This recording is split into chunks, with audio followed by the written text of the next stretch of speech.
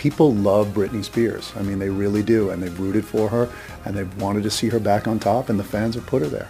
It's really that simple. The album is great. The fans are great. You know, you put those two things together and you have a #1 album. When you start the process, you don't ever expect anything.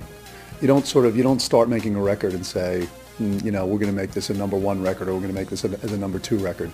You just make your album. That's all it is. It's really that simple. And, you know, we started this process pretty slowly.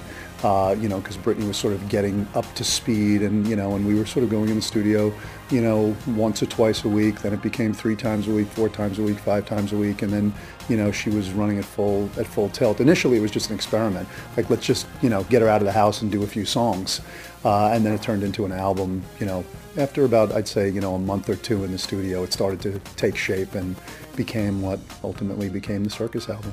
There were certain songs that we did early on that weren't the hits.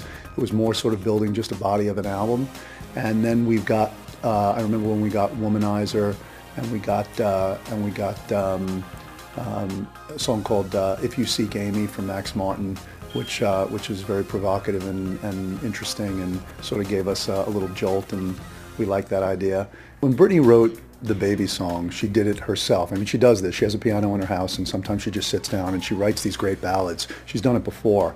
And the Baby song is something that comes from a very deep place for her. And it's a song that that is very important on the album. I mean, for her to be able to express herself that way is critical. So we love that, and we love the fact that she was able to do that, and she's able to provide her fans with that look inside. The documentary, for the record, was a big part of our setup, and it really had a lot to do with sort of, you know, showing the public where she is right now, where she's been, and where she's going. And I think they really appreciated the fact that she allowed that look into her life, and we were really, really proud of it. She loves it, we love it, and I think it was just it set the tone for releasing this album in a great way. In my mind, I think that the Circus single, which is about to be released, and the video has already been shown by you guys first, I believe that's, in my mind, that's the best song that she's had in the past 5 years. I mean, that song, when I first heard it, you know, there's songs that you hear that need to grow on you a bit, and then there's songs that you hear that just slap you across the face, and that's what Circus is. I mean, it is an undeniable smash. I was very insistent on working with Francis Lawrence again. Francis Lawrence directed the Slave for You video. It's the only video he ever did for us, and as far as I'm concerned, before the Circus video, that was my favorite video she ever did. And I wanted very badly to work with Francis again, and as did Britney, and I was able to convince him to come back and do this video, even though he had left the video world. He was on to making films. He made films like Constantine and other sort of really big action, you know, CG movies. Great stuff, amazing stuff. He's an amazing director, and he heard the song and he said exactly what I said. He said, "This is an amazing song. I have to do this." So he came back into the video world just to do this one.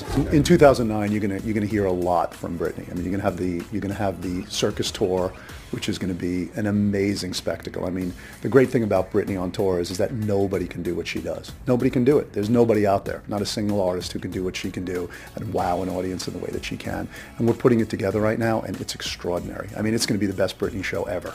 It's great for her to hear that her album's #1 and she appreciates that, but it's not really what it's about for her. What it's about for her is sort of, you know, she's very competitive. She's got the eye of the tiger. She's an amazing artist, and really she does it for that reason. She doesn't do it because she wants to know that it's going to be #1 or it's going to sell this many copies or anything like that. I mean, we tell her those things, but it's not really where her head is, which is good, because she's not thinking like an accountant. She's thinking like an artist, which is great.